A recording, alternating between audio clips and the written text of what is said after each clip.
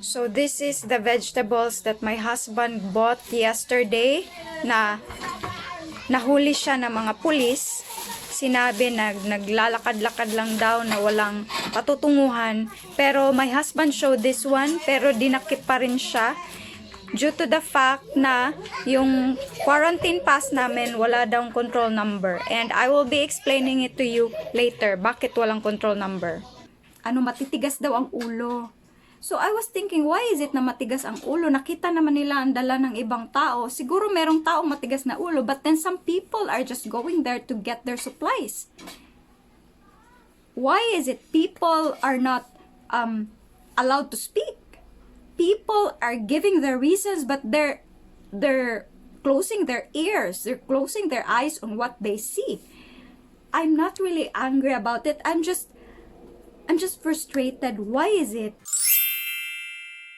Hi guys, good morning. So Second here, welcome back to the channel. So today I'm heading out for some errands because my husband is traumatized yesterday about what happened. Kaya ako ngayon ang lumabas. Grabing nangyari sa amin kahapon guys. I'm going to tell you in a bit, okay? Guys, na-checkpoint ganina dito. So, gi-checkpoint ko nila, gi-check akong bag, gi-check akong quarantine pass, if nanay number, oh my god. Nanay nang hatag og control number, guys. Kato.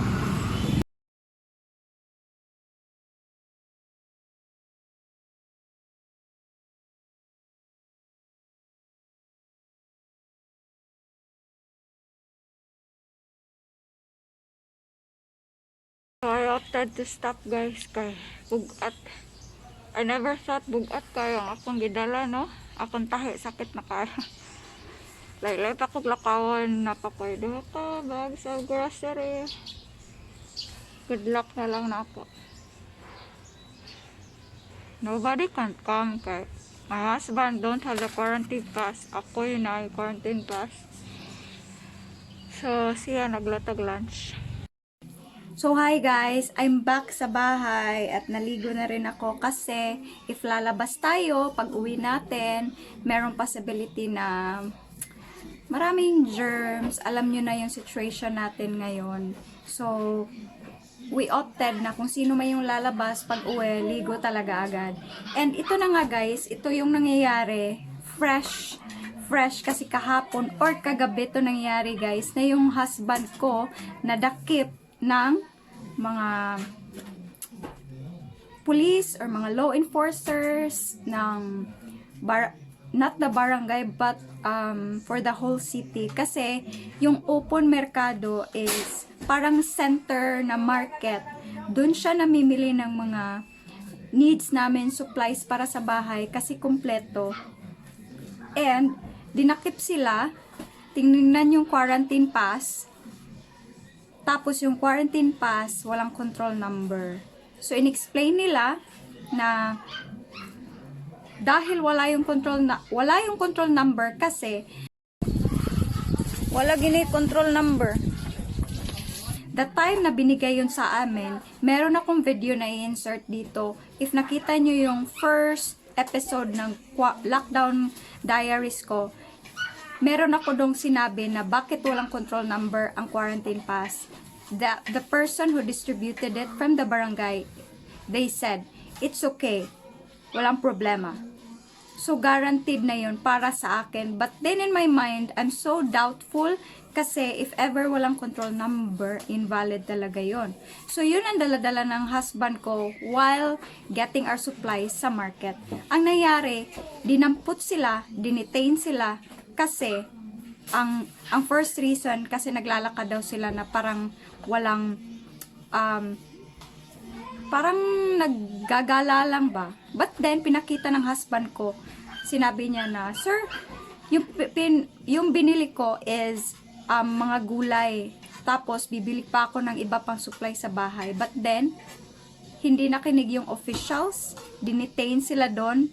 And what I'm trying to say right now, kasi naman supposedly, if nakita nilang walang quarantine pass, marami silang dinakip na, kung nakita nila na merong quarantine pass pero walang control number, marami silang nadakip, hindi ba naisip nila na redundant ang nangyayari? Lahat ng control pass, hindi nalagyan ng control number. So, dapat, verify nila sa barangay captain or barangay officials, why is it na walang control number? Kahit man lang tumawag sila sa barangay officials, kasi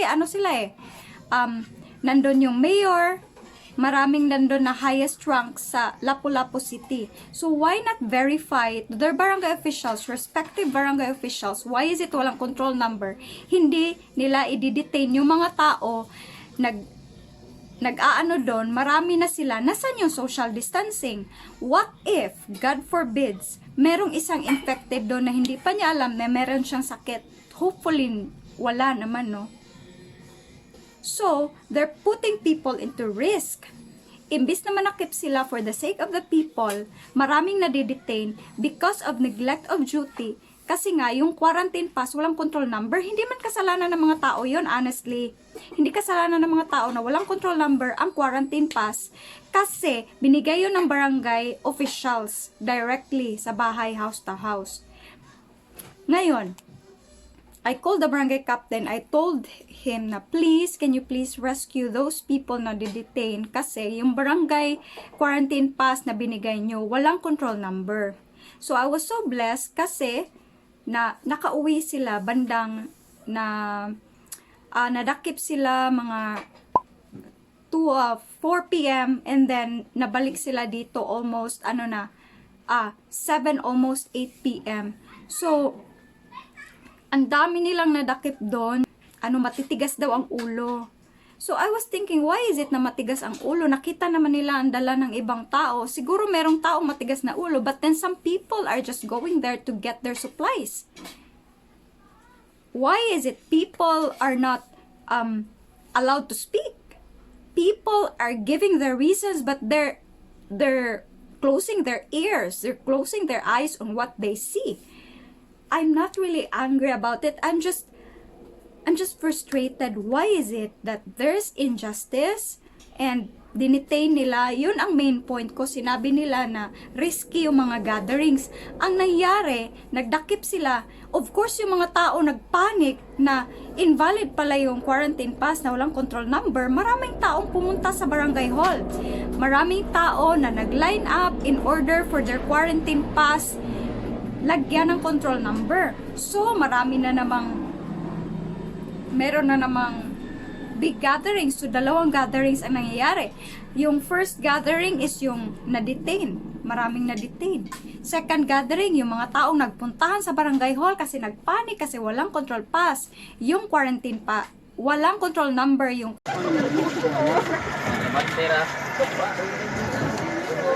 singit mo na pwede yung luyo. Ang kapay, no?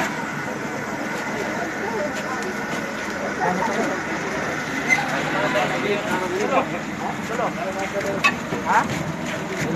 Ah. quarantine pass nila. So, social distancing ba? Anong nangyari? I don't know if you get my point, guys, pero yung ginawa nila, they must listen as well. Nothing bad on arresting people, but then try to listen to them. What's their main reason? Why they're there? And if redundant na walang control number yung quarantine pass, they should communicate. They should communicate to their barangay officials to the respective barangays. Para naman ma-verify, malaman ng barangay captains din ang nangyayari sa mga tao nila sa barangay nila. Hindi yung dire-diretsyong dampot, detain, and then naghalo-halo na yung mga tao. No. Para sa akin, talaga siya. I asked a lot of people to help me. Hindi naman ako makapunta doon kasi wala akong quarantine pass. Nandun sa husband ko. ay, nakaka-frustrate, parang, is this really helping? I agree with the enhanced community quarantine to flatten the curve. Ako, in my own part, I made videos reminding people as much as I can, disseminating information. Pero, if ganito naman lang din ang mangyayari na parang hindi na ano ba, wala na nasasaayos, para ng miscommunication, neglect of duty. Hindi naman neglect of duty sa mga officials. I understand na they're just trying to make things better. Pero if they're going to execute it properly naman. Hindi naman dire-diretsyong dampot kasi magiging abuse of authority naman din yon. I don't know if ibaban itong video na to, but then I'm just telling the truth as a citizen na yun talagang main reason ng husband ko pumunta doon sa market para bumili ng supplies at saka gulay. Kasi meron kaming senior citizen sa bahay na need talaga yung gulay, need yung soap. So, sorry guys. I hope that everything will just pass, and I hope everybody's fine, and I hope please continue to pray for our safety. I'm just letting this out para naman next time hindi na mangyayari na ang quarantine pass, walang control number. Mas small details pero super importante yun. Hindi naman sana makakalimutan ng government. Yung mga tao, ang naiipit kasi, yung mga tao. Nagpapanik kasi walang control number yung pass nila. Natakot na baka mahuli sila ng mga pulis. So, nanghingi rin sila. Ang iba, until gabi, nakapila pa. Ang dami. Meron din akong video sinend ng brother ko.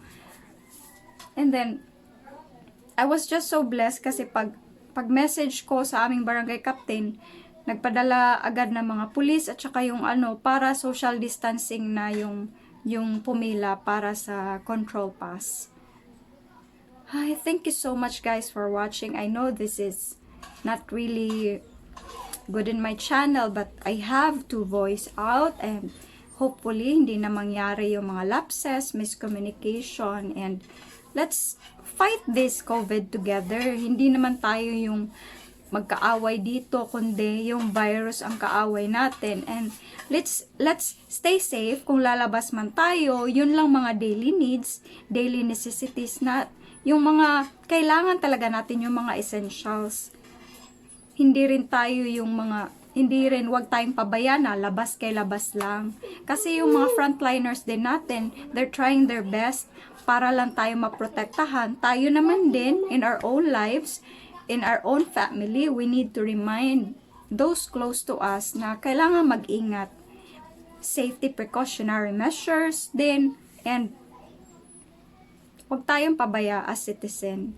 I know nahihirapan yung government natin. We need to follow rules. Ang advice ko lang din sa mga nang kakatch, no? Nang huhuli, na hopefully, bigyan nyo naman ng chance na mag-explain, mag-clarify ang situation. And then, pwede nyo naman, kayo naman ang nasa authority, pwede nyo namang i-verify doon sa mga officials na kailangan i-communicate kung totoo ba yung mga pinagsasabi nila. And then, you will act about it. Hindi naman diretso-diretso.